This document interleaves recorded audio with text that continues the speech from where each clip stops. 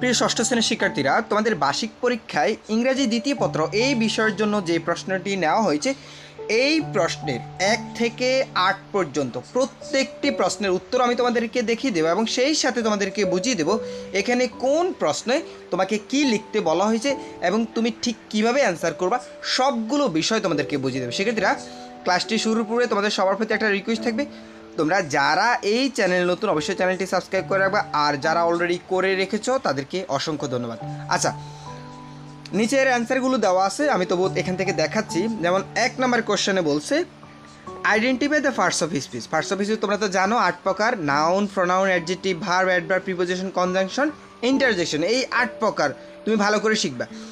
কী করবে সেগুলো? Underline word, সেগুলো আন্ডারলাইন কিন্তু শব্দগুলো যেখানে আন্ডারলাইন করা শব্দগুলো রয়েছে এগুলোর পার্টস অফ স্পিচ আমরা লিখবো, ঠিক আছে? এইগুলোর কী লিখবো? Parts of speech. আচ্ছা, এটাই হচ্ছে তোমার প্রশ্ন, কি পার্টস অফ স্পিচ কয় প্রকার? 8 প্রকার। এই 8 প্রকার থেকে আমরা এখন আন্ডারলাইন কিন্তু শব্দগুলো বের করবো। আচ্ছা, তো দেখো প্রথম আন্ডারলাইন কিন্তু এ নাম্বার, এই যে দেখো ইউ, এটা কোন পার্টস অফ স্পিচ? ইউ মানে তুমি, তুমি, সে, অর্থাৎ হি, দে, মাই, আওয়ার, এই শব্দগুলো হচ্ছে প্রোনাউন। এই শব্দগুলোকে আমরা কি বলবো? প্রোনাউন, ঠিক আছে? এরপর হচ্ছে আইল্যান্ড, বি নাম্বার হচ্ছে আইল্যান্ড। আইল্যান্ড একটা জায়গার নাম, কোনো জায়গার নামকে আমরা কি দ্বারা ফার্স্ট কোনো জায়গাকে বুঝলে সেটা কি হবে? নাউন হবে। সেটা কি হবে? নাউন। সেটা করিম, রহিম, কোনো একটা জাস্ট কোনো নামকে আমরা কি বলবো? নাউন। আর নামের পরিবর্তে যেটা ব্যবহার করা হয় সেটাই কি? প্রোনাউন। আচ্ছা, এবার সি নাম্বারটা দেখো, গ্রেট। এই যে এটা হচ্ছে অ্যাডজেক্টিভ, দোষ গুণ, কারো দোষ গুণ, সংখ্যা, তুলনা, ভালো মন্দ। এই যে গ্রেট, মহান, কারো প্রশংসা করা হয়েছে, এগুলোকে আমরা কি বলবো? অ্যাডজেক্টিভ, ঠিক আছে? এরপর টল, শর্ট, খাটো, লম্বা, ছোট, ভালো, মন্দ, এই ধরনের ওয়ার্ডগুলোকে বলা হয় অ্যাডজেক্টিভ, ঠিক আছে? আচ্ছা, এরপর হচ্ছে প্রম। প্রমটা হচ্ছে একটা preposition. From, to, of, by, with, এই শব্দগুলো হচ্ছে প্রিপোজিশন। এরপর হচ্ছে লোকাল, স্থানীয়, এটা হচ্ছে অ্যাডজেক্টিভ। এটা হচ্ছে কি? অ্যাডজেক্টিভ। অ্যাবাউট, এটা preposition. Of, to, by, with, এগুলো হচ্ছে প্রিপোজিশন। এরপরে হচ্ছে জি নাম্বার, কক না, কুক অর্থ রান্না করা, তো এটা হচ্ছে ভার্ব। কোনো কাজ করা, যেই ওয়ার্ড দ্বারা কোনো কিছু করা হওয়া বোঝায়, এই শব্দগুলোকে আমরা কি বলবো? ভার্ব বলবো, ঠিক আছে? আচ্ছা, এরপর এস নাম্বারটা দেখো, এস হচ্ছে ওয়াক অর্থ হাঁটা, সে হাঁটছে। সো এই হাঁটাটা একটা নাউন, অথবা এটাকে ভার্বও বলা যাবে। এটা ওয়াক অর্থ হাঁটা, অথবা তুমি এটাকে ভার্বও বলতে পারো, ঠিক আছে? আচ্ছা, এরপরে আই নাম্বার দেখো, আই নাম্বার হচ্ছে আন্ডার। আন্ডার এটা কি? প্রিপোজিশন। আন্ডার হচ্ছে প্রিপোজিশন। বিউটিফুল, সুন্দর, এটাকে অ্যাডজেক্টিভ। সে বিউটিফুল, নাইস, সে কুৎসিত, এই ধরনের শব্দগুলো হচ্ছে তার প্রশংসা বা গুণগান, এগুলোকে আমরা কি বলবো? অ্যাডজেক্টিভ বলবো, ঠিক আছে? আচ্ছা, এইটা ছিল তোমাদের 1 নং কোশ্চেন অ্যান্সার। এরপরে দেখো আমরা 2 নাম্বার প্রশ্নটা এখন দেখব। 2 নাম্বার প্রশ্নে কি বলা হয়েছে দেখো, এখানে বলা হয়েছে fill in the blanks with suitable word from the box. এখানে বক্স থেকে যে শব্দগুলো রয়েছে এগুলো ব্যবহার করে আমরা শূন্যস্থানটা পূরণ করব। তো এখানে দেখো, he gave me a word, এখানে নিচে অ্যান্সারগুলো দেওয়া আছে, তোমরা একটু দেখে নিও। A word but did not the it, I expected him, এখানে সি নাম্বার অ্যান্সার কাম, ঠিক আছে? আচ্ছা, জাস্ট তোমরা একটু পড়ে নিও, আমি তোমাদেরকে জাস্ট উত্তরগুলো দেখাচ্ছি। C number come, D number হচ্ছে of, F number, E number হচ্ছে of, C number, D number হচ্ছে কাম, ই নাম্বার হচ্ছে অফ, এরপরে এফ নাম্বার হচ্ছে বিলঙ্গিং, এরপরে জি নাম্বার হচ্ছে ওভার, এইচ হচ্ছে ইন, এরপরে আই হচ্ছে অ্যাজ, এবং জে হচ্ছে ওয়াজ, এই শব্দগুলো, ঠিক আছে? আচ্ছা, তোমরা এখানে নিচে দেওয়া আছে অ্যান্সারগুলো দেখে নিতে পারো। 3 নাম্বার কোশ্চেনটা দেখো, make 5 sentence from following suitable table.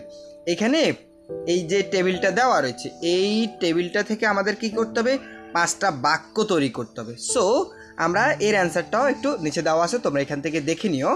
এগুলো এবিসি দিয়ে ঠিক সুন্দরভাবে তারা ঠিক যেভাবে লিখছে তুমিও ঠিক সেভাবে লিখবে। যেমন আমি একটা যদি তোমাদেরকে দেখাই, যে a man of integrity upholds his honesty, ঠিক আছে? এভাবে করে একটা বাক্য লিখবে, এরপর বি দিয়ে আরেকটা বাক্য লিখবে, ঠিক আছে? আচ্ছা, এটা তো তোমরা সবাই জানো টেবিল কীভাবে লিখতে হয়। আচ্ছা, 4 নাম্বার কোশ্চেনটা দেখো, এখানে বলছে feel in the gaps with right form of verbs in the bracket.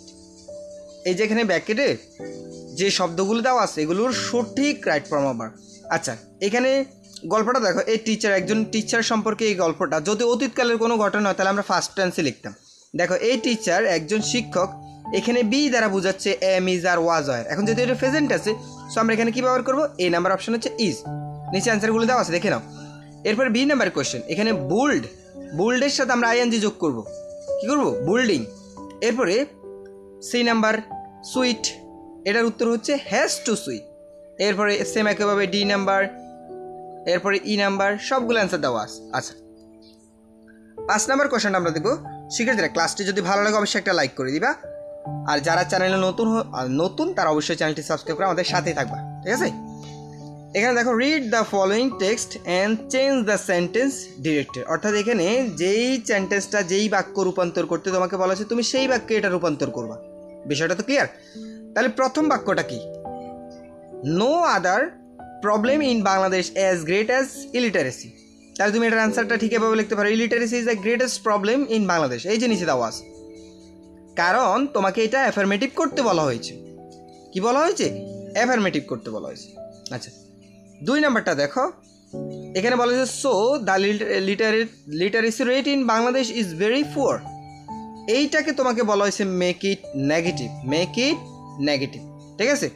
তো এই নেগেটিভ বাক্যগুলোর ক্ষেত্রে একটু সহজ, নেগেটিভ বাক্যগুলো একেবারে সহজ। তুমি জাস্ট ইজের সাথে একটা নট ব্যবহার করবে, ইজের সাথে কী করবে? একটা নট ব্যবহার করবে। আর এখানে যে এই যে ফুয়ার, ফুয়ার তো গরিব, গরিবের বিপরীত ব্যবহার করো। গরিবের বিপরীত কি? রিচ। তাহলে তুমি লিখতে পারো, এই সো থেকে বাক্যগুলো ঠিক রাখবা, যে so the literacy rate of Bangladesh, ইজের সাথে নট ব্যবহার করবে, ইজ নট ভেরি রিচ, ঠিক আছে? ওকে, এখন এই যে ভেরি শব্দটা রয়েছে, তুমি ভেরি শব্দটার পরিবর্তে অ্যাটল লিখবা সব সময়। তাহলে স্যার কি বললাম? ইজ থাকলে ইজের সাথে নট, বা ওয়াজ থাকলে was, am, is are was, are have, has, যেটাই থাকুক এটার সাথে একটা নট ব্যবহার করবা, আর অ্যাডজেক্টিভের বিপরীত লিখবা। বেরি যদি থাকে তাহলে বেরির সাথে কি করো? বেরির পরিবর্তে অ্যাটল লিখবা, আর যদি বেরি না থাকে অ্যাটল লেখা দরকার নেই, ঠিক আছে? আচ্ছা, শুধু বেরির ক্ষেত্রে অ্যাটল বা গ্রেড, বেরি অথবা গ্রেড, বেরি অথবা গ্রেড। এরপরে দেখো, সি নাম্বার বলছে isn't illiteracy is a major obstacles to national progress, ঠিক আছে? এইটাকে অ্যাসার্টিভ করতে বলছে, ঠিক আছে? সেম একইভাবে এইটাকে তোমাকে ইন্টারগেটিভ করতে বলা হয়েছে, এইটাকে তোমাকে ইম্পারেটিভ করতে হবে। সবগুলোর অ্যান্সার নিচে দেওয়া আছে, তোমরা একটু দেখে নিবে। আচ্ছা, এরপরে 6 নাম্বার কোয়েশ্চনটা একটু লক্ষ্য করো। বলা হয়েছে use appropriate punctuation mark and capital letters where necessary. অর্থাৎ বিরাম চিহ্নের যে ব্যবহার, এখানে এলোমেলো করে দেওয়া আছে, এটা তোমাকে কি করতে হবে? সঠিক করে লিখতে হবে। তো দেখো, এখানে যেই অ্যান্সারটা নিচে দেওয়া আছে তোমরা একটু দেখে নাও। এই যেখানে টি, এটা বড় হাতের হওয়ার কথা। এরপরে এখান পর্যন্ত ইনভার্টেড কমা হবে, একটা বাক্য শেষ। কে বলছে? সেড বলছে। এরপরে একটা নামের প্রথম অক্ষর এই জায়গাতে বড় হাতের অক্ষর হবে, এরপরে এখানে কমা, এরপরে এই পর্যন্ত হিম পর্যন্ত বাক্যটা শেষ। এর আবার বাক্যটা শুরু হবে, ও বড় হাতের, ও এটা বড় হাতের, ঠিক আছে? এরপর আবার বাক্যটা শুরু, থ্যাংক, টি এটা বড় হাতের, ঠিক আছে? থ্যাংক ইউ, এই পর্যন্ত বাক্যটা শেষ। এরপর আবার ইট ডাজ নট থেকে বাক্যটা শুরু হবে। তাহলে আমরা এখান থেকে শিখবো পাঞ্চুয়েশনের ক্যাপিটালাইজেশনের সবার প্রথমে তোমার কাজ কি? বাক্যটার শেষ খোঁজা, খুঁজে ফুল স্টপ দিবা। এরপর যেই কথাটুকু বলবে সেই কথাটুকুর কী করবে? ইনভার্টেড কমা দিবা। 3 নম্বরের কাজ কি? বড় হাতের, ছোট হাতের এটা ব্যবহার করো এবং কমা ব্যবহার করে, এই যে আমি ঠিক যেভাবে দেখেছি এটা ঠিক সেইভাবে তুমি পূরণ করে লিখতে হবে। এবং এই পাঞ্চুয়েশন ক্যাপিটালাইজেশন সবচেয়ে সুন্দর করে তোমাকে লিখতে বলা হবে। আচ্ছা, এখন আরেকটা বিষয় গুরুত্বপূর্ণ হলো তোমাদের রাইটিং পার্টে এখানে 20 নম্বরের পরীক্ষা হবে। মোট কিন্তু ইংরাজি দ্বিতীয় পত্রে তোমাদের 50 নম্বরের পরীক্ষা হবে। আচ্ছা, রাইটিং পার্টে অর্থাৎ 20 নম্বর কী কী লিখতে বলা হবে? দেখো, write an email the corresponding asking details of the tour. অর্থাৎ ট্যুর সম্পর্কে জিজ্ঞাসাবাদ নিয়ে একটি ইমেল লেখো। তাহলে তোমাকে কী শিখতে হবে? ইমেল শিখতে হবে। এইটাতে কত নাম্বার? ইমেল, একটা ইমেলে 12 নম্বর। এরপর একটা কম্পোজিশন শিখতে হবে, দ্য ক্রোজ সম্পর্কে তোমাকে কী করতে হবে? একটি কম্পোজিশন শিখতে হবে। এইখানে কিন্তু 12 নম্বর। দেখো, তাহলে এই যে লেটার এবং ইমেল তোমাকে যে শিখতে হবে 12 নম্বর আর 8 নম্বর, কত নম্বর? 20 নম্বরের জন্য। টোটাল তোমাদের 50-এর পরীক্ষা হবে। শিক্ষার্থীরা, এই ছিল তোমাদের ইংরেজি দ্বিতীয় পত্রের বার্ষিক পরীক্ষার জন্য যে নমুনা প্রশ্নটি তার সম্পূর্ণ সমাধান। শিক্ষার্থীরা, আমাদের এই চ্যানেলে তোমাদের অন্যান্য সকল বিষয়ের ক্লাসগুলো দেওয়া আছে, সেটা তোমরা প্লেলিস্ট থেকে সবুজ কালার যে ক্লাসগুলো সেগুলো দেখে তোমরা বুঝে ফেলতে পারো এবং সেই ক্লাসগুলো দেখে নিতে পারো। ধন্যবাদ সবাই।